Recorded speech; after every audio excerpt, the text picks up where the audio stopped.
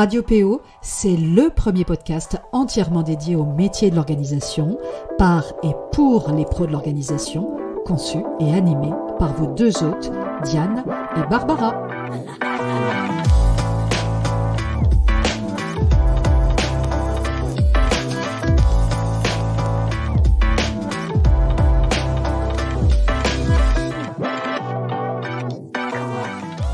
C'est parti pour un tout nouvel épisode du podcast Radio PO, la radio des pros de l'organisation. Barbara vous a parlé la semaine dernière de batch cooking et manifestement, c'est un épisode que vous avez beaucoup apprécié si on en juge vos partages et vos commentaires.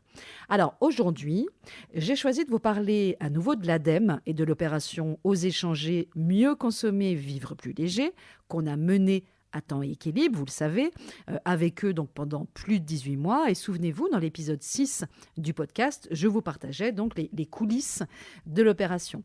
Alors, pourquoi vous parlez à nouveau de cette opération aujourd'hui ?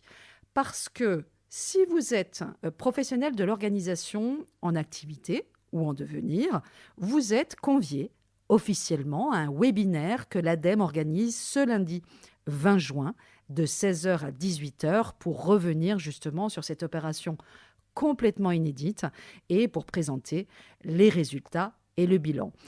Pour ma part, j'y interviendrai pour évoquer également, et c'est pour ça que je vous en parle aussi aujourd'hui, pour évoquer donc les apports de l'opération pour le métier.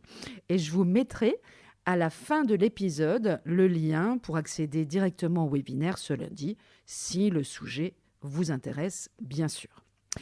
Mais d'abord, je suis très heureuse de vous partager l'interview d'Émilie Spesser, qui est référente consommation plus responsable justement au sein de l'ADEME, qui a été pendant 18 mois, et d'ailleurs qui l'est encore aujourd'hui puisqu'on travaille encore ensemble, l'une de nos deux super interlocutrices à l'ADEME, puisque c'est à 4 avec elle, mais aussi avec Marianne Bloquel, du même service qu'Émilie, qui est le service consommation et prévention, et Florian César, fondateur du cabinet Agathe, qu'on a copiloté cette incroyable opération. Alors, je vous replace un petit peu le contexte de cette interview. L'ADEME nous avait demandé, à Barbara et à moi, de concevoir et d'animer un stand sur le home organizing le dimanche 27 mars dernier à Angers, au siège de l'ADEME, dans le cadre d'une journée porte ouverte à l'occasion des 30 ans de l'ADEME. J'essaierai de vous partager quelques photos aussi via le blog de l'Académie des pros de l'organisation et je vous mettrai aussi le lien direct de l'article à la fin de la description de cet épisode. On avait donc animé ce stand, mais on avait aussi imaginé plusieurs animations pour le grand public présent, et ils étaient quand même assez nombreux. Une animation pliage à la verticale façon Marie Kondo, rondement menée par Barbara, un jeu concours avec tout plein de lots à gagner, des livres, des ateliers, etc. Et puis, on avait même imaginé un mini studio radio pour interviewer les visiteurs, notamment sur le gaspillage des objets, sur le tri, sur le désencombrement, etc. Et pour ma part, j'ai également animé 2 conférences de 45 minutes, matin et après-midi, sur le thème suivant, désencombrer et alléger sa vie avec le home organizing, comment faire de la place chez soi. Alors, forcément, au cours de cette journée, on a profité sur toute cette occasion rêvée pour interviewer Émilie sur l'opération, mais aussi sur le regard qu'elle porte sur les home organizers et plus largement aussi sur le métier. Je vous laisse écouter. Bonjour Émilie, est-ce que tu peux te présenter ? Bonjour Diane, alors Émilie Spesser, je travaille à l'ADEME, Agence de la transition écologique, et je suis en charge des impacts environnementaux sur les produits pour mieux les connaître, mieux les comprendre et mieux lutter contre, et aussi tout ce qui est information environnementale sur les produits, notamment les labels environnementaux, les étiquettes énergie, l'indice de réparabilité et toutes les informations environnementales qui peuvent guider les consommateurs dans leur choix d'achat. Bon, ben super.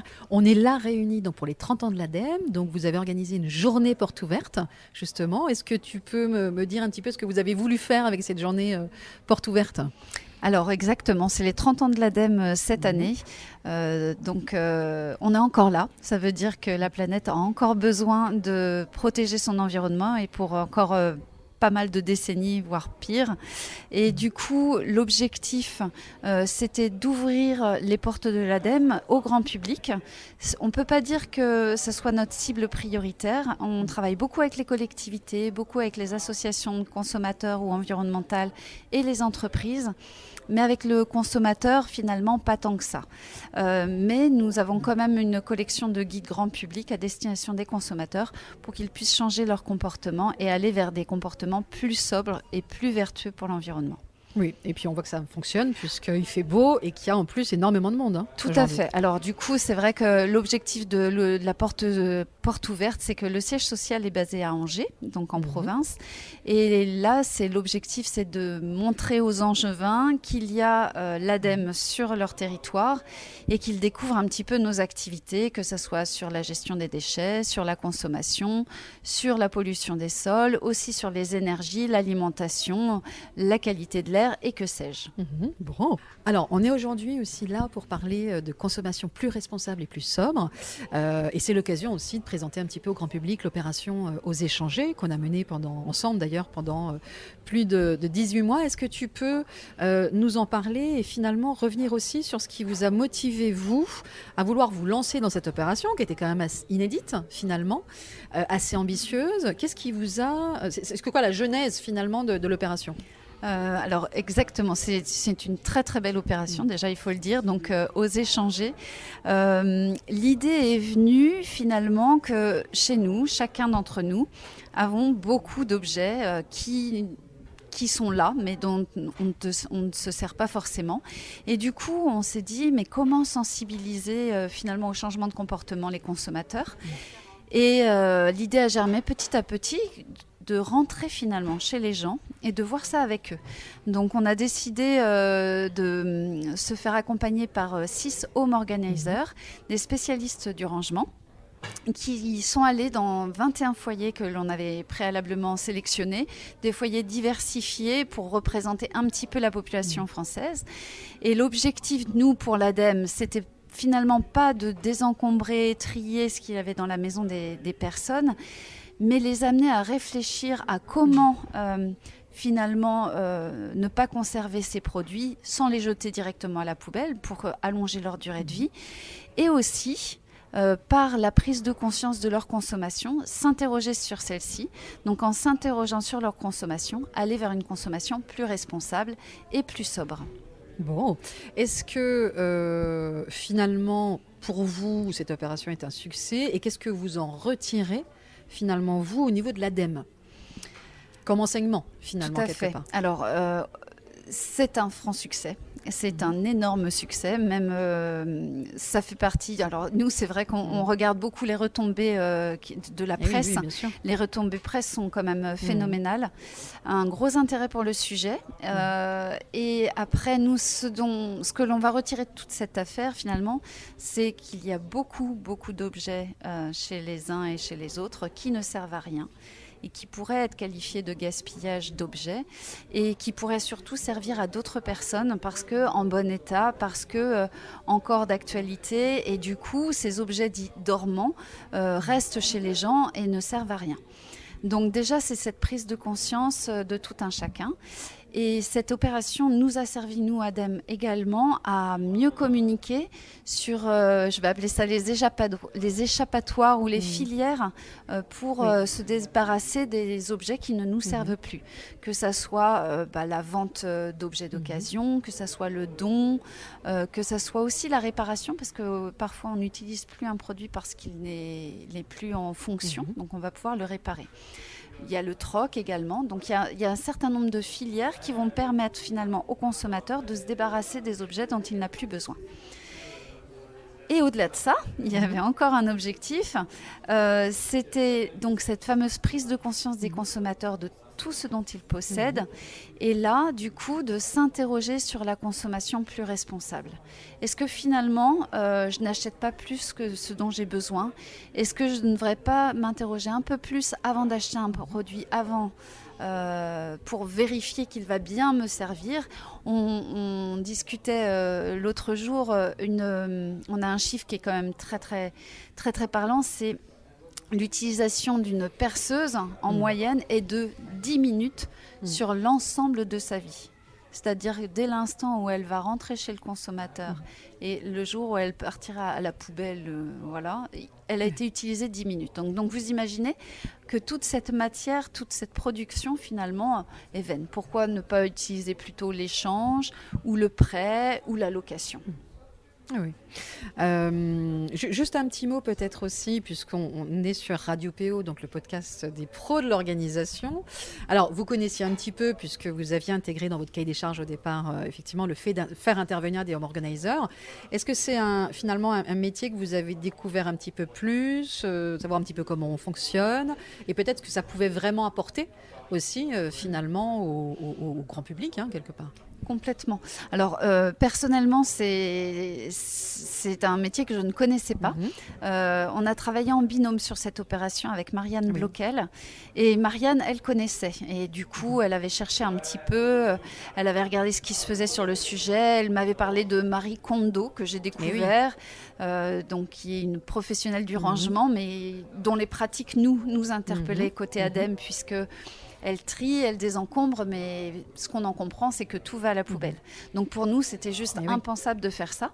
Et on s'est dit, pourquoi pas mettre à contribution une profession qui existe déjà et voir si on ne peut pas la sensibiliser justement à ce désencombrement plus respectueux de l'environnement et à une consommation plus sobre et plus responsable pour changer un peu les pratiques. Donc notre objectif, il était double, et accompagner des foyers, des consommateurs, et aussi accompagner des home organizers pour qu'elles montent en compétences, qu'elles aient une valeur ajoutée complémentaire sur leur carte d'identité ou curriculum vitae, et puis qu'elles puissent proposer ce service aussi à des personnes qui pourraient être sensibles ou pas. Parfait, merci Émilie. Avec plaisir Diane. Encore merci Émilie pour cette chouette interview. Je voulais aussi revenir au cours de cet épisode sur cette notion justement de gaspillage des objets que le grand public finalement connaît encore assez peu. On connaît beaucoup mieux par exemple le gaspillage alimentaire, mais le gaspillage des objets, dans la tête des gens, quand on les interroge sur le sujet, c'est plus flou. Les Françaises et les Français rejettent unanimement le gaspillage, qu'ils associent très largement au gaspillage alimentaire. Or, le gaspillage concerne aussi les objets et les ressources utilisées pour leur fabrication. Gaspiller les objets, ce n'est pas uniquement jeter. Ce gaspillage peut commencer dès l'acquisition des biens, notamment lorsqu'ils sont achetés en cédant par exemple à la tentation. Le suréquipement, à titre d'exemple, conduit également au gaspillage des objets. Donc si je vous dis, par exemple, objet en doublon, objet gardé au cas où, renouvelé alors qu'on possède déjà, stocké puis oublié, surconsommé, renouvelé trop vite. En réalité, c'est ça, le gaspillage des objets. Ce sont tous ces objets que l'on possède, mais qu'on n'utilise plus, et le plus souvent parce qu'on a même oublié qu'ils existaient. Lors du travail qu'on a mené donc avec l'ADEME pendant de longs mois, et notamment pour construire toute la méthodologie d'accompagnement des foyers témoins, dans le cadre de l'opération Osez échanger, j'ai proposé le concept d'objets dormants pour désigner les objets stagnants, notamment dans les espaces de stockage, concept qui n'existait pas encore de façon formalisée. Et moi, j'utilisais cette expression pour ma part depuis des années en intervention auprès de mes clients en home organizing. Et cette expression a été unanimement adoptée par l'ensemble de l'équipe, ADEME compris. Les objets dormants, si on veut les définir, s'opposent finalement aux objets dits actifs que l'on utilise concrètement, plus ou moins fréquemment au quotidien. Il s'agit donc des objets que vous n'avez plus vocation à utiliser, qui sont stockés dans un garage, dans un box, un grenier, un placard même, pourquoi pas un tiroir, et qui sont parfois oubliés. On dit qu'ils dorment finalement. C'est pour ça qu'on les appelle les objets dormants. Donc, pour en revenir à notre propos, surconsommer et stocker sont de réelles sources de gaspillage. Voici quelques chiffres sur le gaspillage des objets et vous verrez, c'est souvent plus efficace qu'un long discours pour prendre la mesure des enjeux. 630 millions d'euros de biens non alimentaires invendus sont détruits chaque année, même s'ils sont encore en bon état. En moyenne, le poids total de tous les objets accumulés chez nous est de 2,5 tonnes, c'est-à-dire le poids d'un éléphant, ce qui représente aussi 45 tonnes de matière mobilisée pour les fabriquer et dont l'impact environnemental pourrait représenter près de 25% des émissions de CO2 de la population. Autre chiffre, entre 54 et 110 millions de smartphones dorment dans nos tiroirs. Autre chiffre, les Français pensent posséder 34 appareils électriques et électroniques, les fameux 3E, par foyer. Ils en possèdent en réalité 99 en moyenne, donc, et dont 6 jamais utilisés. Alors, je continue. 10 minutes, c'est le temps moyen d'utilisation d'une perceuse tout au long de sa vie. Émilie l'évoquait justement dans son interview. 93% des vêtements des Français n'ont pas été portés l'an dernier. Et enfin, un dernier chiffre, mais il y en a plein d'autres. Je peux vous faire comme ça une liste très très longue. 88% des Français changent de téléphone alors que le précédent fonctionne. On a cherché à savoir, pendant cette journée porte ouverte de l'ADEME, le 27 mars dernier, ce que les visiteurs justement pensaient du gaspillage des objets. On les a interviewés et voici le témoignage de l'une d'entre eux et vous verrez, c'est très instructif. Alors, si je vous dis objet en doublon, est-ce que ça vous parle, justement, chez vous ? Alors oui, je ne sais pas comment ça doit résonner dans ma tête, mais objet en doublon, moi, ça me fait penser à des brosses à dents, par exemple, qui sont en soi des objets en doublon, puisqu'on est 4 dans le foyer, donc on a 4 brosses à dents. Après, ça me fait penser à 3 ballons qu'on a dans le garage. D'accord. Voilà. Okay. Un qui est plus ou moins en bon état, et puis 2 qui sont en bon état, mais sciemment qu'on a décidé de garder. D'accord. Par contre. Ok. Bon, en fonction de l'usage. Du coup, c'est différent. Et si je vous dis le mot trop, alors ça peut être sur un plan matériel ou autre, d'ailleurs. Donc la question, c'est à quoi ça me fait penser ? Oui. Qu'est-ce que ça vous évoque, le mot trop ? Alors, plein de choses à la fois. Je pense qu'on vit dans une société de consommation. Donc, pour moi, j'associe cette société de consommation à avoir toujours plus ou alors trop. Toujours trop. Enfin, en tout cas, moi, toujours plus m'amène à dire toujours trop. J'ai des chaises, j'en rachète d'autres, où on se dit qu'on va en racheter d'autres parce que ça ira mieux dans l'ambiance de la pièce, alors qu'en réalité, on n'en a pas besoin et qu'on les empile dans le garage. Voilà, ça passe par ça, ou des choses qu'on achète par impulsion et qu'on finit finalement par pas utiliser. D'accord. Okay. Donc oui. En tout cas, moi je m'arrête sur le stand aussi parce que peut-être avec l'âge et avec le fait d'être parent me fait prendre conscience qu'on est de plus en plus dans une société matérialiste et qu'à un moment donné, il va falloir qu'on arrête. Donc pour arrêter, il faut aussi sensibiliser les gens et ça passe par nos enfants. Exactement. Voilà. Oui. Bon. Donc moi, c'est ce qui m'a fait m'arrêter devant le stand. Et vous, il vous arrive justement de trier, de désencombrer chez vous ? Oui, alors moi, je suis quelqu'un qui trie énormément. D'accord. Régulièrement, avec maintenant les gestes du quotidien, du tri, j'ai envie de dire des déchets, qui est déjà bien ancré dans la société, mais aussi dans les pièces de vie. Donc dans la chambre des enfants, régulièrement, je leur demande de faire du tri dans leur jeu. Et voilà, pour épurer les pièces. Et puis ce tri, soit on donne à des gens qu'on connaît, entourage proche ou pas, soit on les emmène maintenant dans les fameuses ressourceries. Donc moi, je suis sensible à ça. Mais en tout cas, plus ça va, moins on jette. Super. Voilà. C'est un peu le but de la démarche aussi, de montrer qu'on peut aller sur un désencombrement plus respectueux de l'environnement. C'est ça, même si en fait, nous, moi je suis d'une génération où on a été élevé à jeter.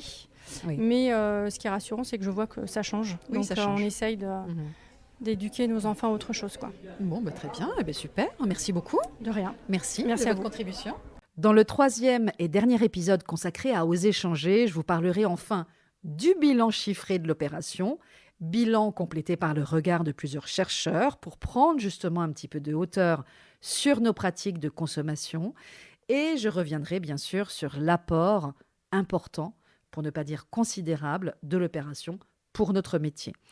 Si vous souhaitez d'ores et déjà en savoir plus et pourquoi pas venir me faire un petit coucou en live, alors via le chat évidemment, vous pouvez nous rejoindre comme je l'évoquais au tout début de l'épisode, ce lundi, de 16h à 18h pour le webinaire de présentation des résultats. Voilà, donc vous êtes la bienvenue, a fortiori si vous êtes PO, professionnel de l'organisation, que vous soyez déjà en activité, mais que vous soyez aussi en devenir. Et je sais que de nombreuses PO en devenir, en formation ou autre, nous écoutent. Donc vous êtes évidemment les bienvenus parce que ce sujet, vous le savez, notamment si vous souhaitez vous lancer en norm organizing, vous concerne au premier chef. Je vous souhaite un bon vendredi, tout simplement, un doux week-end. Faites quand même attention à la chaleur, protégez-vous, buvez beaucoup d'eau, c'est important, et je vous retrouve très bientôt pour un nouvel épisode.